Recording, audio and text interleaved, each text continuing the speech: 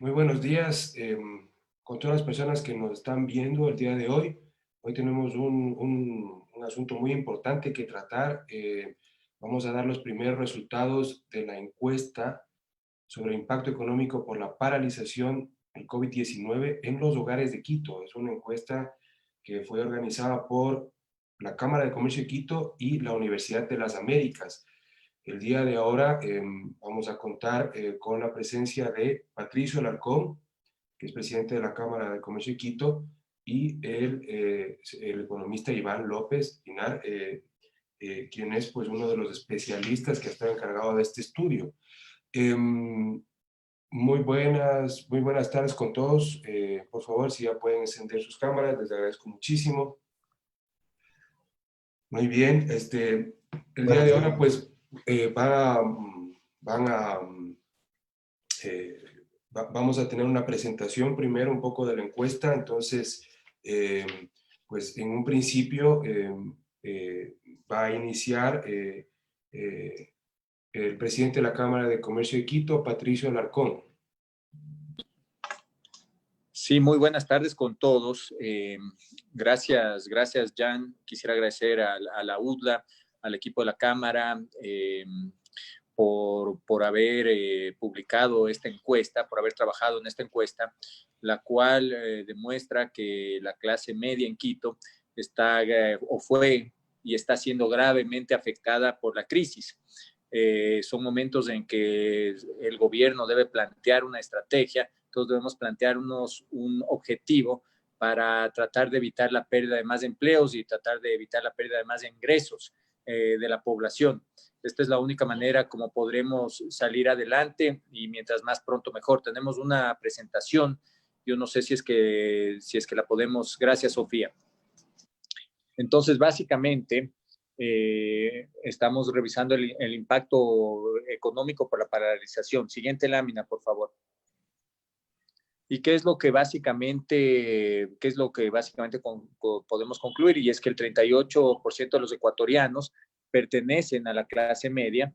El ingreso promedio de una familia de clase media, que es de alrededor de $860, qué es lo que ha sucedido en el país durante el confinamiento hasta la segunda semana de mayo, y es que se han perdido 150,000 plazas de empleo formal.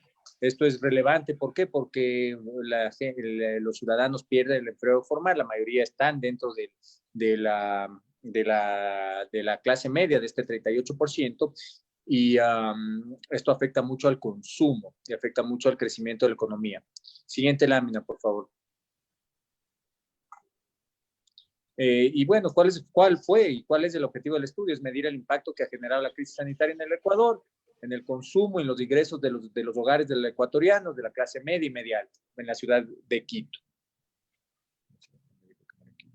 Aquí podemos ver algunos artículos de la prensa. Empresas del sector textil reportan una pérdida de 150 millones.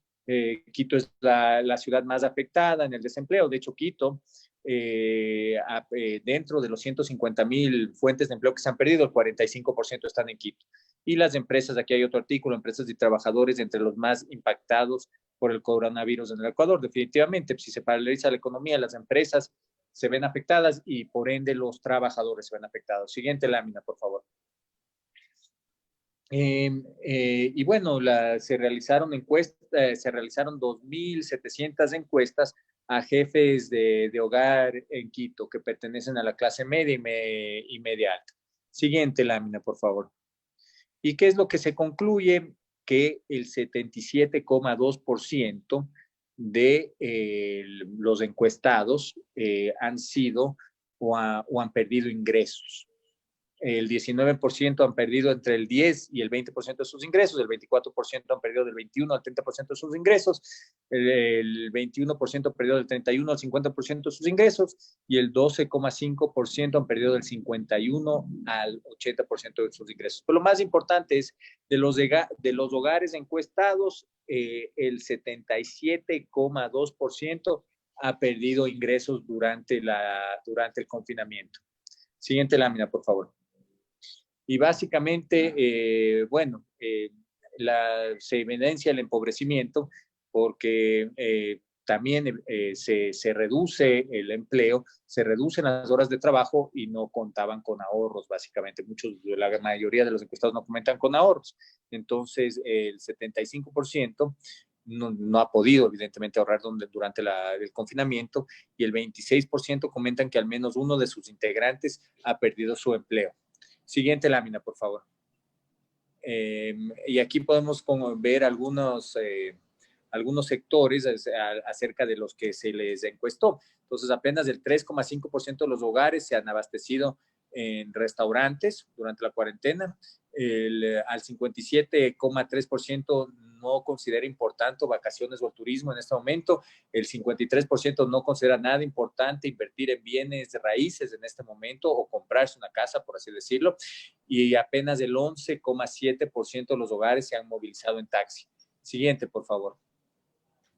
Entonces, ¿cuál ha sido el comportamiento? El 74% de los hogares encuestados se han movilizado en su propio vehículo. El 54% sí han utilizado aplicaciones de algún tipo de delivery y el 74% se han abastecido en supermercados. Sí, por favor, ya. Entonces, podemos también ver cuáles son los sectores con oportunidades, y el 45% de los hogares no han utilizado apps de delivery. Existe un mercado desatendido. El 86% de los hogares consideran muy importante invertir en alimentos. El 60% de los hogares consideran muy importante invertir en educación, y el 46% de los hogares consideran muy importante invertir en seguros de salud. Entonces, estas, en teoría, son las industrias donde existen oportunidades. Y hay algunas conclusiones. Yo quiero dejar a terminar con eso. Eso es lo que sacamos. Nuevamente, muchas gracias a la UNA, muchas gracias a todos por su presencia. Muy bien. Gracias, Jan. Muchísimas gracias, Patricio. Bueno, ahora el economista Iván López va a hacer su presentación también. Listo, muchas gracias. Lo primero, agradecer a la Cámara de Comercio y a la Universidad de las Américas, la institución a la que pertenezco, por el apoyo que está dando, en este caso, a la sociedad en su conjunto. No sé si ahí están viendo, Sí. ¿Están viendo la pantalla bien? Sí. Listo. Entonces, bueno, agradecerles, como les decía, tanto a la Cámara de Comercio como a la Universidad de las Américas por este apoyo en esta pandemia, que necesitamos la ayuda de todos, evidentemente. Bueno, he hecho una breve presentación, solo quería señalar algunos datos, los principales que ya hemos señalado. Como bien ha dicho Patricio, esto está afectando a todos. Vamos a ver cómo hemos hecho una encuesta sobre cómo le ha afectado especialmente a las familias de clase media. Primero, creo que es importante señalar algunos antecedentes. Lo primero que tenemos que tener presentes es que en esta crisis Ecuador depende de sí mismo completamente. El comercio internacional se halla en una situación deplorable en todo el mundo. Por lo tanto, no podemos esperar que el resto del mundo tire a través de las exportaciones de la producción ecuatoriana. El petróleo a mínimos históricos, es decir, nunca había estado el precio tan bajo, lo cual para un país petrolero como Ecuador pues es un problema grave de entrada de divisas. Además, ahora mismo no están prácticamente entrando remesas. Tenemos una deuda de un 40%, una elevada deuda pública. Entonces, ahora mismo estamos en una situación crítica de la que además debemos salir por nosotros mismos. En segundo lugar, tengamos presentes que el hecho de estar dolarizados, si bien tiene múltiples ventajas, yo creo que hoy en día nadie discute la dolarización en Ecuador, nadie se plantearía desdolarizar Ecuador. Ahora también tenemos que tener presentes que en una situación de crisis, esto también supone un problema, no solo por el hecho de que no podemos devaluar nuestra moneda como hacen otros países, como ha hecho Colombia, como ha hecho Perú, sino que además estos países, al estarlo haciendo y nosotros no, el dólar se va progresivamente apreciando. Entonces, al apreciarse el dólar, la producción ecuatoriana se vuelve mucho más cara para el resto de países y eso daña la balanza comercial exterior y, por lo tanto, provoca salida de divisas que en una economía dolarizada pues nos podemos imaginar lo grave que es. Y lo tercero es que llueve sobre mojado, como les he dicho aquí, es decir, Ecuador ya viene atravesando una especie de crisis desde el año pasado. Recordemos que en 2019 Ecuador no creció, el crecimiento fue un 0,1%, es decir, se produjo prácticamente lo mismo que el año anterior. El desempleo estaba subiendo. Si a esto sumamos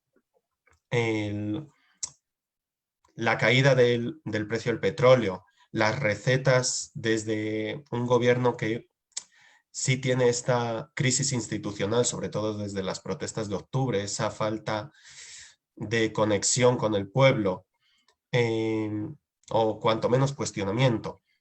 No se puede esperar una salida gracias a unas políticas públicas fuertes, duras, que nos ayuden a salir adelante, como sí ocurre, por ejemplo, en la Unión Europea actualmente. Metiéndonos ahora, teniendo en cuenta estos precedentes, ahora veamos algunos datos que hemos podido observar. Lo primero es, aquí podemos ver por rango de ingresos, vemos en este gráfico cómo le ha afectado la pérdida de empleo y la pérdida de ingresos a las familias. Es decir, no solo lo que ha señalado Patricio de que a un 77% de las familias les ha afectado, han perdido ingresos, etc. Es que además las familias que han perdido empleo, vemos cómo las más afectadas son las que ganan de 0 a 1.200. Y conforme aumentan los ingresos del hogar, les ha afectado menos, les ha alcanzado menos en realidad el impacto del COVID. ¿Qué significa esto? Que no solo está afectando a gran parte de las familias ecuatorianas, sino que está afectando con especial énfasis a las familias más vulnerables. Lo mismo ocurre por el lado de los ingresos. Los que más ingresos han perdido, las personas que ganan por debajo de los 2.196 han tenido, les ha afectado al 70% de hogares en promedio. Mientras que a los que ganan más de $2.200, estamos hablando de que les ha afectado alrededor de un 63%, 64%. ¿Sí?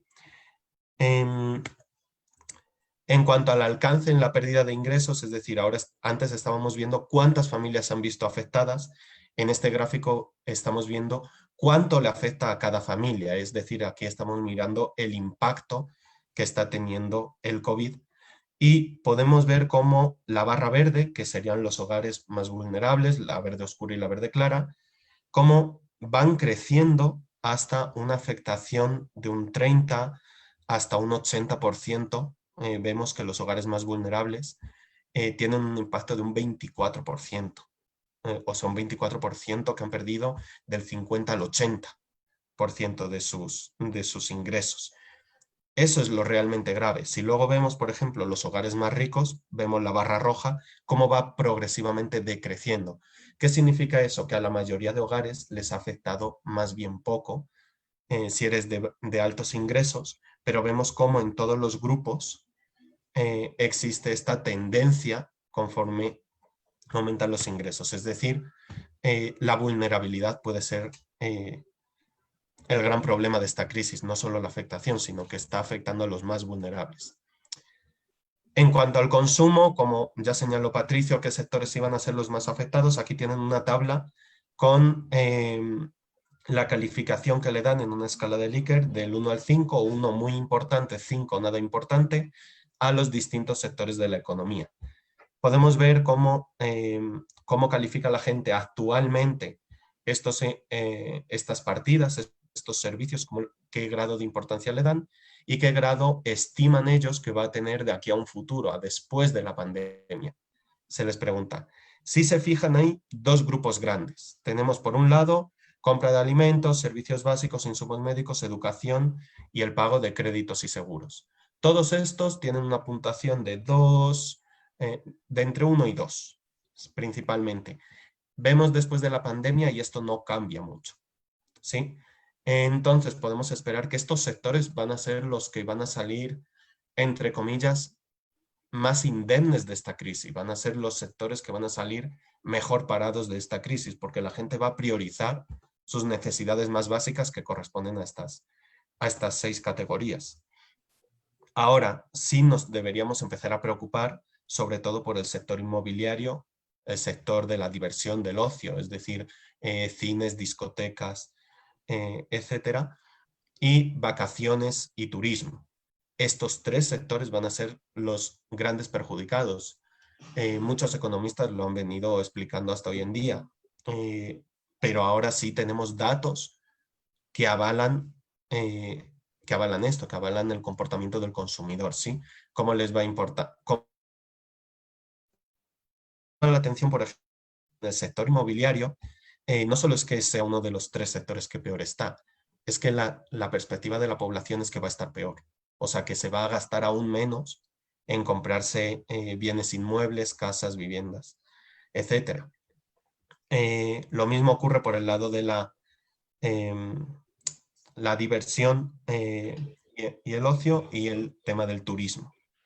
Sí, el sector del turismo es el que sale más perjudicado, si bien tiene una mejoría después de la pandemia, pero es una mejoría, o sea, sigue estando en el último puesto. Y el alcance del cambio en la movilidad, de cómo se está moviendo la gente, cabe señalar que casi todo el mundo manifiesta moverse a pie para distancias cortas y automóvil propio para distancias largas. Muy poca gente está utilizando vehículos alternativos, es decir, scooters, motocicletas, etcétera, bicicletas o taxis, que es un 11%. Pero lo verdaderamente preocupante a mi juicio es que de aquí a un futuro estos porcentajes se agravan aún más. Es decir, la gente a futuro espera utilizar aún menos estos servicios y priorizar siempre, vemos la práctica totalidad de los encuestados afirman moverse a pie para distancias cortas y un 78% para distancias largas en automóvil. ¿Sí? Entonces, sí estamos hablando de que tenemos un problema en cuanto al transporte público. Si bien la ciudad de Quito ya tenía cierto déficit en su transporte público, o sea, es bastante deficitario la ecovía, los buses y tal, el servicio que ofrecen, ahora que nos movemos en esta situación de pandemia, tenemos un problema de que esto se agrave. A modo de conclusiones, porque no me quiero extender mucho, con las 3 ideas principales con las que yo me quiero quedar es, por un lado, que la crisis del COVID ha afectado prácticamente a toda la población. Hablaba Patricio antes de, estamos casi en un 80% de personas que se han visto afectadas, bien en sus ingresos, bien en su empleo, pero especialmente llamar la atención en que esta afectación es más grave en el caso de las familias de bajos ingresos, por debajo de los $1.200, tanto en el tema del empleo como en el tema de los ingresos. La baja necesidad actual de servicios amenaza con perpetuarse más allá de la crisis. Es decir, que el problema que existe actualmente de liquidez, de falta de empleo, de producción, etcétera, amenaza con prolongar la agonía de sectores como el turismo, el ocio y el sector inmobiliario. Por lo tanto, se recomendaría que se avance en este sentido a proteger a estos sectores, especialmente a los trabajadores y a las pequeñas empresas de estos sectores, del turismo, del ocio y de los bienes inmuebles, de la construcción. Y por último, el tema del transporte público en Quito, que amenaza con volverse prácticamente residual si no se actualizan los protocolos de higiene y ofrecen unas garantías a la población que se adapten a la nueva normalidad con el COVID para que la gente pueda seguir utilizando la ecovía, el bus, el trole, el taxi y no se abuse del vehículo privado, con todas las consecuencias negativas que eso tendría, como contaminación, etcétera, aumento del gasto en los hogares, etcétera. Listo. Muchas gracias. Esto es todo por mi parte. Muchísimas gracias a usted, Iván.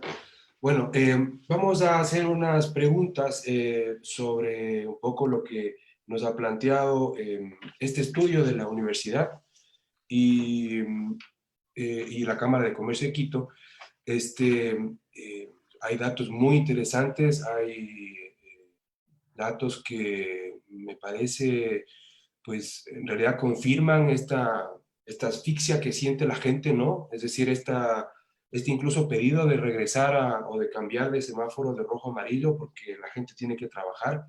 Nosotros en Criterios hemos salido a hacer reportajes en varias ocasiones para, para un poco poner el termómetro a la sociedad y vemos, como usted bien decía hace un momento, pues estos son los datos técnicos que acompañan esa realidad durísima que está viviendo la gente en las calles. Muy bien, bueno, para este segmento un poco de las preguntas, ahora está con nosotros también Sebastián Chiriboga, quien es el especialista de emprendimiento de la Cámara de Comercio de Quito y que también ha estado involucrado en el diseño y ejecución de esta encuesta. Hola, Sebastián. Hola, Jan, qué gusto, ¿cómo te va? Por favor, si Muchas enciendes gracias tu por cámara, te agradezco inmensamente. Estaba tratando pero necesito que me des permiso solamente para poder activarme nada más. Chévere. Muchas gracias, Jan, por el espacio. Sí, en efecto, tuvimos la oportunidad de empezar a trabajar este proyecto directamente con la UDLA. Iván ha sido parte de nuestra contraparte y ha sido un proceso muy interesante, pero a la vez muy, muy, muy revelador. La verdad es una pena. Tú puedes ver realmente las conclusiones generales de esto, como dijo Patricio justamente, es que la clase media está empobrecida. Es un hecho. Y al ser un segmento tan importante en la microeconomía del país por todo el consumo que se genera, pues lo que podemos hablar justamente es que va a haber una caída, va a haber una disminución de ingresos para muchos sectores. Entonces, ese es el panorama que se nos presenta. Increíble, así es. Muy bien, entonces vamos a empezar. Señor Iván, 77.2% de los hogares considera que la crisis ha influido negativamente en sus ingresos. Eso quiere decir que se ha reducido. Usted bien decía en sus diapositivas y mostraba pues que incluso los que más golpe han tenido han sido los que tienen ingresos de menos de $1,200, ¿no es cierto? Entonces, y ahí, digamos, está la gran masa de la gente que gana el salario mínimo, ¿no? Exacto. Ok, como le decía igual hace un momento, politólogos, sociólogos, cientistas sociales, consideran de que este fenómeno es el peor fenómeno en una sociedad, que es el empobrecimiento de la clase media. Con todo lo que usted nos ha pintado ahora, ¿cuáles cree usted que son las consecuencias, no solamente económicas, sino sociales o tal vez políticas, de lo que está sucediendo en el bolsillo de la clase media? Muchas gracias por la pregunta. Al final lo que estamos observando con el estudio es lo que la teoría económica nos dice que pasa en una crisis. Cada vez que ocurre una crisis económica, esta normalmente siempre golpea más fuerte a la gente vulnerable. Entonces, ese es un principio que solemos repetir como un mantra los economistas, pero en esta ocasión ya tenemos datos que avalan que eso está ocurriendo. Entonces, ¿cómo esto va a afectarnos económicamente? Lo primero, tengamos presente que el consumo, tenemos en economía una fórmula que se llama la propensión al consumo. Este es el porcentaje de la renta que la gente gasta para consumir. Entonces, el porcentaje que la gente gasta disminuye conforme aumenta la renta. Es decir, si yo gano $400, lo probable es que me tenga que gastar el 100% de mi renta para llegar a final de mes, para comer, para mi vivienda, para la luz. Mientras que hogares que tengan un mayor nivel de renta, por ejemplo, pues ganen $2,000, no van a gastarse el 100%, pues se gastarán un 80, un 70, y este porcentaje va disminuyendo conforme aumentan los ingresos. ¿Sí? Hasta ahí bien, ¿no? Fácil. Entonces, ¿qué es lo que ocurre? Cuando tú tienes una crisis que golpea especialmente a las clases más vulnerables, que no nos olvidemos que son las más numerosas en Quito, ¿sí? Es decir, cuando estamos hablando de estas clases más vulnerables, estamos hablando del 70% de la población. Si a esas personas les quitamos ingreso, no es solo que esas personas se vean perjudicadas, es que esas personas son las que más consumen porcentualmente. Si a esas personas les quitas ingresos, va a significar que van a consumir menos, y al consumir menos, las pequeñas empresas van a vender menos, Como van a vender menos, eso va a afectar al empleo, a la producción y al tejido empresarial de Quito. Ese es el problema. O sea, por eso no solo nos tenemos que centrar en es que hay que dar ayudas a los pobres porque pobrecitos. No, no es una cuestión de pobrecitos. Es una cuestión de que es más eficiente ayudarles a ellos, porque al ayudarles a ellos se va a generar un efecto desbordamiento, un spillover, que se dice en inglés, hacia las clases más ricas, hacia las clases que tienen empresas grandes. Es decir, si tú consigues que las personas más pobres tengan más ingresos, eso no solo les va a beneficiar a ellos, el Supermaxi va a vender más gracias a que las familias más pobres tengan más dinero. Ujú. Perfecto. Entonces, Y tal vez, sí, y tal vez en el ámbito político, ¿qué consecuencia ve usted con este panorama que acaba de pintar la encuesta? o sea, tenemos que tener presentes que ahora mismo yo creo que ningún economista, por suicida que sea, querría ser ministro de Finanzas. Yo creo que ahora mismo es el peor puesto de trabajo que puede existir en Ecuador. Ahora, teniendo en cuenta eso, ¿sí? Y de la opinión personal que yo tengo de Richard Martínez, tenemos que tener en cuenta que dadas las limitadas la limitada operatividad que puede tener ahora mismo el Estado, la falta de posibilidades que puede tener el Estado, eso puede perfectamente hacer caer a un gobierno.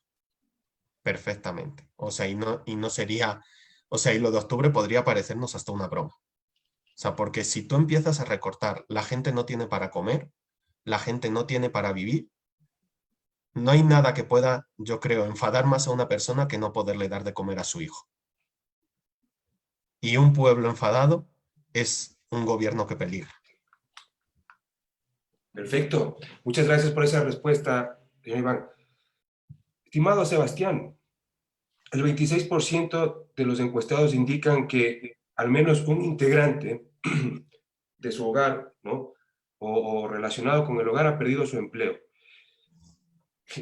Durante muchos años se ha creído de que el emprendimiento es poner un cajoncito de limpiar zapatos, ¿no? Un puestito de comida en la esquina. ¿Están haciendo ese sector empobrecido de emprendedores o en realidad, o sea, por dónde puede ver la oportunidad? Es decir, eh, para no caricaturizar esto que está sucediendo, ¿no? O sea, que no entren los políticos de nuevo y digan, bueno, entonces ahora es momento de armarte un cajoncito de zapatos para que ganes plata. De acuerdo, es una buena comparación la que haces realmente. ¿Cuál debería ser la postura de la persona que ahorita está siendo afectada con respecto a esta situación para poder acceder a productividad? Bueno, primero que nada es verdad, hay que hacer una gran diferenciación entre lo que es el trabajo informal y el trabajo de calidad, el trabajo pleno. Ahora mismo la situación, nuestro entorno económico nos motiva a que busquemos el tema de emprendimientos. Y sí, siempre ha sido una salida para un país que justamente vive en un proceso deficitario económico, como lo mencionó Iván. Es un tema complejo, es un tema realmente difícil, pero en este caso creo que es importante que haya ciertas facilidades. Hay que empezar ya a tomar ciertas acciones para seguir facilitando el proceso de construcción de microempresas. Si bien el Estado, la empresa privada, no tiene toda la capacidad para poder acoger a ese 26% que ha perdido el hogar, es muy fuerte eso. Estamos hablando de que casi la cuarta parte de los hogares de clase media de Quito han perdido una persona a su hogar, o sea, es una importante disminución de ingresos. Ahora mismo deberíamos empezar a dar ciertas facilidades desde el punto de vista normativo, estructural, para que estas personas puedan consolidar negocios de forma más simple y que no caigamos justamente en procesos de subempleo, de trabajo informal. Nosotros sabemos la informalidad, lo mal que le hace realmente a la sociedad, porque si bien te da un pan para el día de hoy, el día de mañana no puedes generar inversión sobre ti mismo, no tienes confianza, incluso desde el punto de vista de lo que tenemos que vivir en la pandemia, no tienes protocolos de bioseguridad, por ende puede ser un punto infeccioso. Entonces creo que es importante que haya una política muy bien establecida, una agenda muy bien planteada, con una fórmula diferenciada para que este pequeño sector de microeconomía empiece a tomar un proceso de profesionalización más fuerte y concreto. Muy bien, muchísimas gracias por esa pregunta. Y usted que es especialista, ¿qué pudiera hacer la gente un poco para para que ese porcentaje vaya disminuyendo según va pasando, si es que en algún momento se corre una encuesta similar a la que acaban de hacer.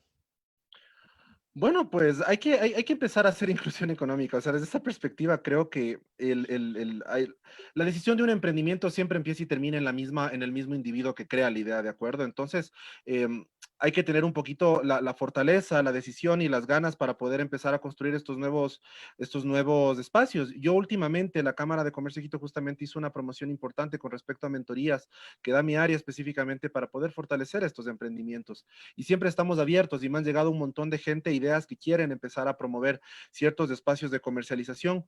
Pues para que podamos bajar esto, la gente directamente tiene que tomar decisión y empezar a buscar apoyo de organizaciones justamente como la Cámara de Comercio de Quito, que tiene todas las herramientas y el contingente para poderle apoyar. Ahora bien, ya un tema de análisis más general, como digo, pues sí tenemos que empezar a construir una agenda un poquito más cerrada, pensada en cómo vamos a apoyar este proceso. Y eso varía entre directo, porque no todo el mundo está hecho para emprender. También las empresas tienen que tener ciertas facilidades. Yo pienso que uno de los caminos que más hay que considerar en este punto es que los impuestos no son una solución. Los impuestos ahorita le empobrecen más a aquellos individuos que hemos perdido ingresos, porque me incluyo dentro de ese proceso.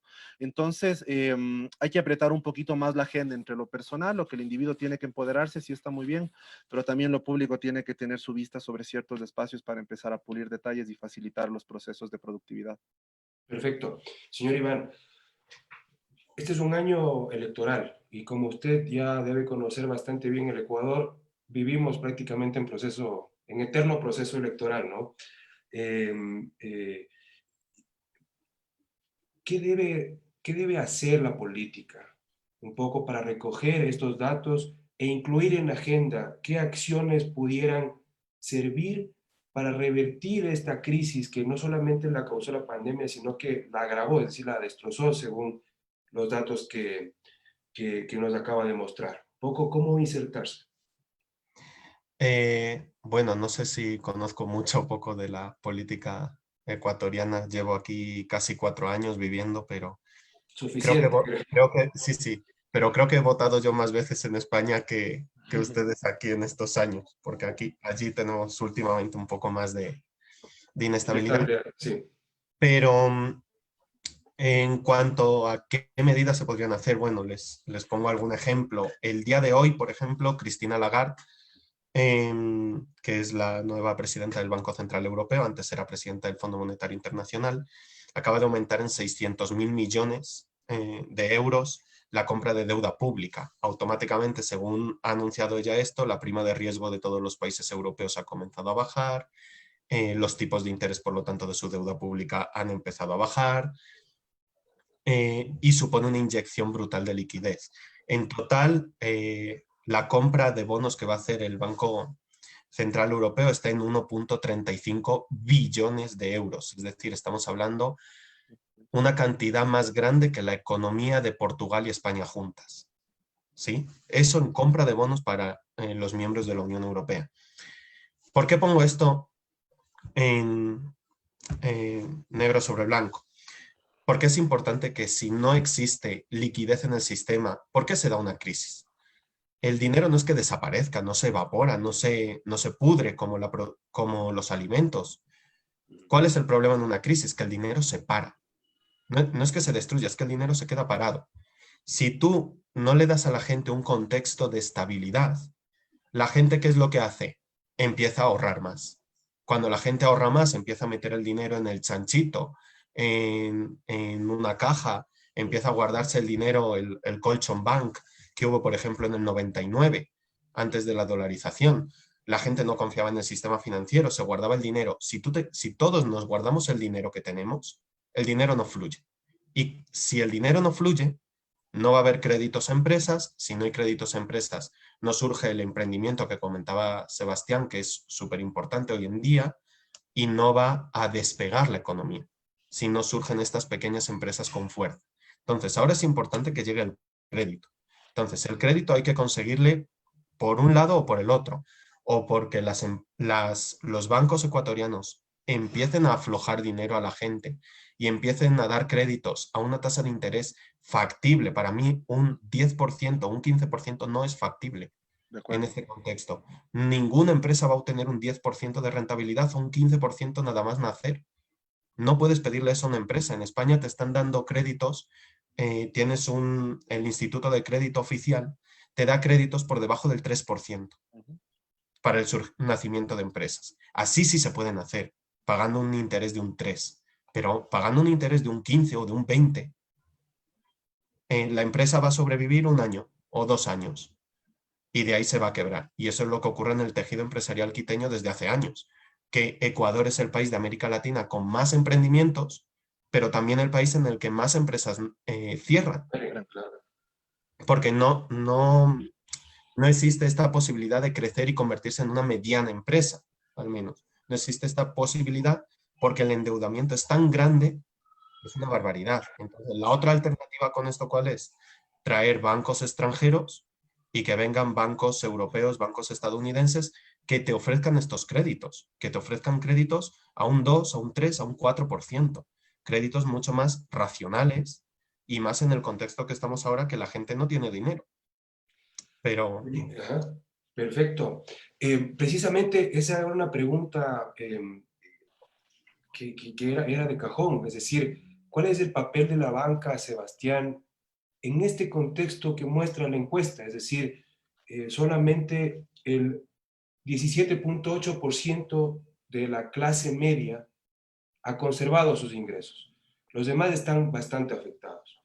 En este contexto, la banca, ¿qué tiene que hacer ahora y hacia el futuro para revertir también, ayudar a revertir? Muy bien, pues es una pregunta muy profunda y creo que este es uno de los temas que al menos en el área de microeconomía más se discute, la desregularización de las tasas de interés que hay en los bancos actualmente. Yo entiendo que hay una especie de resaca atrás de lo que tuvimos que vivir en el feriado bancario y ahí la razón por la cual las tasas fueron tan altas. O sea, lo que se buscaba evitar era que justamente haya sobreendeudamiento de la gente, una mala administración de recursos. Pero ¿qué pasa? El contraste justamente fue encontrarnos con una barrera gigantesca, con un muro altísimo, con unas tasas que son imposibles de pagar. Hay un tema brutal dentro de las áreas de microeconomía, de emprendimiento, sobre todo de microempresas. Usualmente la forma de acelerar un negocio es a través de ahorros propios, ¿no es cierto? O sea, el emprendedor empieza a ahorrar y dice, bueno, con estos ahorros del día de mañana me compro una refri o me compro un carro que me ayude a hacer la repartición más rápida, mejoro mis procesos de productividad. Pero en un punto donde incluso el estudio te muestra que tienes un 75% que dice, yo no he ahorrado un centavo durante los dos meses y medio, es más, ya me he comido seguramente porque si te reporta que no tiene ahorros, básicamente su colchón ya se acabó. La única solución es la banca. Pero ¿qué sucede? Ahí viene el contraste y estoy totalmente alineado con lo que dice Iván. Cuando tú eres una empresa pequeña, por la necesidad de garantías en este país, tú puedes terminar accediendo a un crédito hasta por el 22%, hasta por el 26%, yo he visto. Eso es más alto que un crédito de consumo, es terrible porque justamente le estás diciendo al empresario, verá, sobre lo que yo le estoy dando, su margen de ingresos, ahora tiene que triplicarse. Al ser un negocio pequeño que no tiene todas las capacidades de profesionalización, de mercadeo, etcétera, etcétera, por supuesto que nunca se acelera. Entonces, ¿qué pasa? El negocio vive plano. El negocio solamente se vuelve de subsistencia. El negocio no tiene la posibilidad de abrir un nuevo local, el negocio no tiene la posibilidad de contratar nueva maquinaria, no tiene la posibilidad de adquirir tecnología, no tiene la posibilidad de mejorar absolutamente nada. Entonces, en esa perspectiva, los bancos tienen que, y esto es una discusión en verdad muy antigua, en el 2017 el GEM, el Global Entrepreneurship Monitor, dijo clarísimo, las tasas de interés son un problema para el país. Entonces, hay que empezar a discutir esto porque debería haber líneas de crédito blandas. Hay también ciertas oportunidades que nos favoreció el tema de la ley de emprendimiento, donde, por ejemplo, te facilitan la posibilidad de consolidar crowdfundings. También ahorita hay que hacer un ajuste importante respecto a la legislación de empresas, porque se habla mucho del equity funding, que es básicamente que las empresas puedan, o sea, que los financieros puedan comprar acciones de una empresa para financiarle a cambio y hacer procesos de desinversión paulatina. Hay muchas fórmulas. Lo que pasa es que creo que como país y como sistema nos hemos enfocado solamente de una manera. El banco es la única forma, el banco estatal es el que les ayuda a los pequeñitos, la banca pública. El Como está otro piensa, sucediendo ahora mismo, ¿no? O sea, claro, son 1.000 millones que se empezaron a entregar desde la semana pasada. tienes una línea de banca gigantesca que solamente atiende un espacio muy corporativo. Entonces todavía no hay una inclusión en el tema financiero en ese aspecto y no estamos siendo realmente considerados. Hay que entender que el emprendimiento, las microempresas generan como 40% de las plazas de empleo en este país, en el ramado empresarial. Entonces, desde esa perspectiva, si es que tú no les cuidas, ¿cómo esperas que no tengas un caos social después de una crisis? Si es que tú no les das la facilidad, porque la gente lo que necesita ahorita es ingresos para capital de trabajo. Quiere poder reactivarse, pagar los sueldos y empezar a moverse nuevamente para pagar las cosas. Solamente eso. Entonces tenemos que ser más consecuentes, hay que ser un poquito más aterrizados de esta realidad y tratar de ya cambiar la fórmula. No podemos esperar resultados diferentes utilizando la misma fórmula. Muy bien. Señores, les invito a responder un par de preguntas de las personas que nos están viendo en este momento. Eh, por favor, señor Iván, ¿qué plantean desde la cátedra, le pregunta Rosy Pazmiño, ante este panorama que vive el país, sobre todo ante la vulnerabilidad? Hombre, lo que se plantea desde la universidad, al menos desde la academia, era, como ya venía diciendo, el proteger a estas familias. Ahora, ¿cómo puedes proteger a estas familias más vulnerables?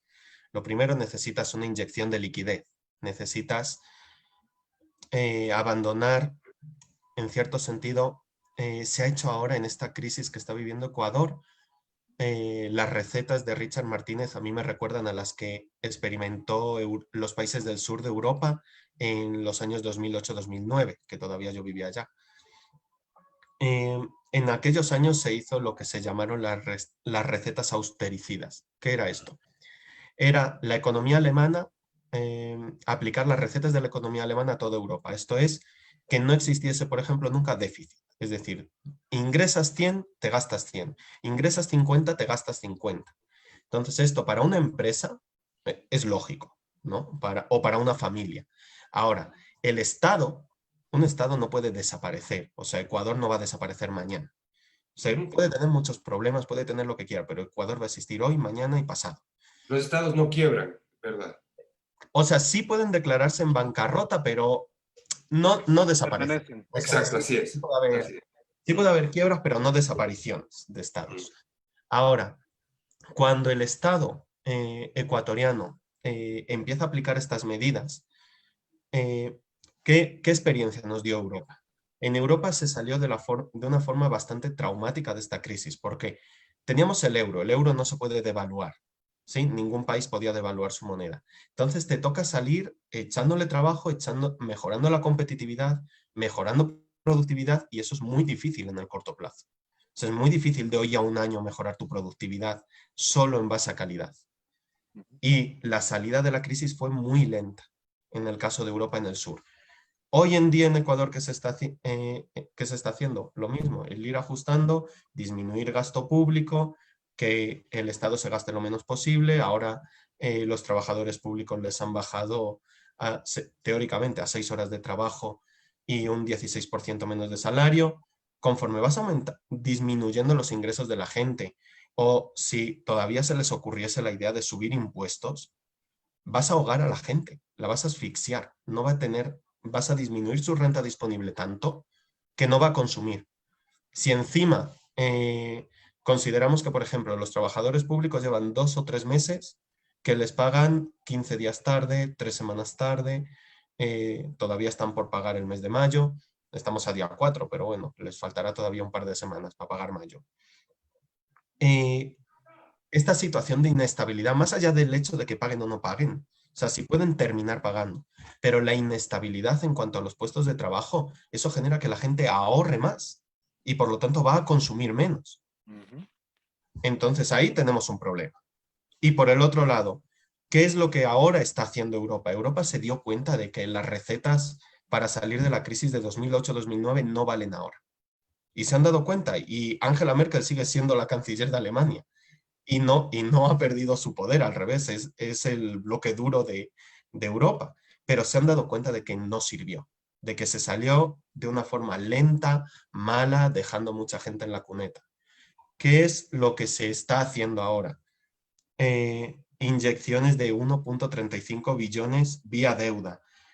poner a disposición de los países de la Unión Europea 410.000 millones para que den subsidios y préstamos a empresas y subsidios al desempleo, para que en este periodo, por ejemplo, es muy famoso, en España se han hecho una cosa que, que podía generar cierta controversia al principio, pero que la gente parece que sí se lo tomó bastante bien, que son los ERTES.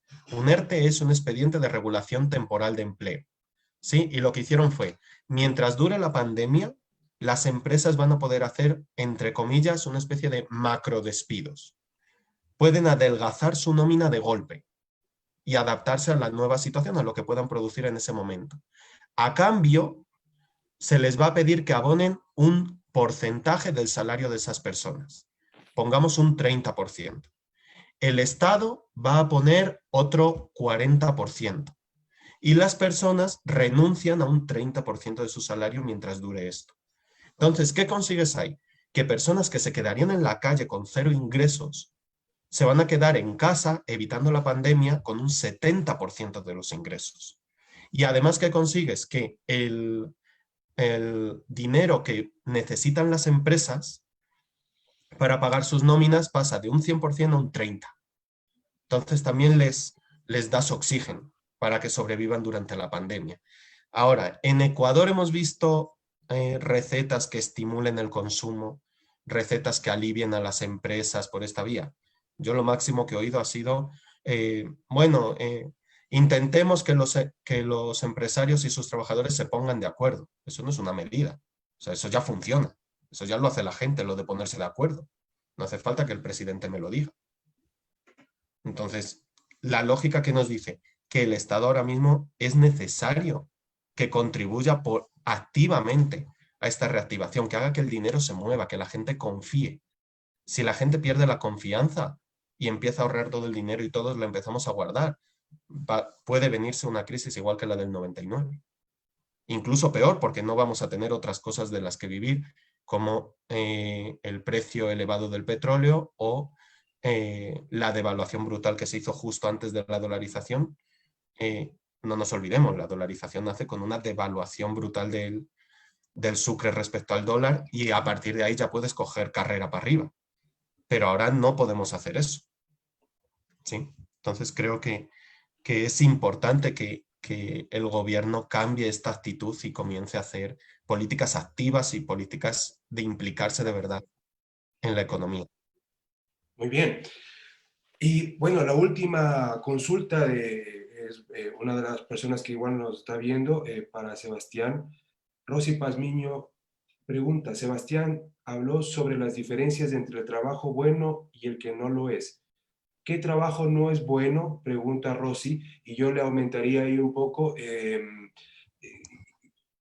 tú que eres un especialista en esto, Sebastián, y con esta crisis, y si te tocara asesorar a estas personas, o sea, también, ¿qué les dijeras tú? Es decir, ¿por dónde ir? ¿Qué hacer?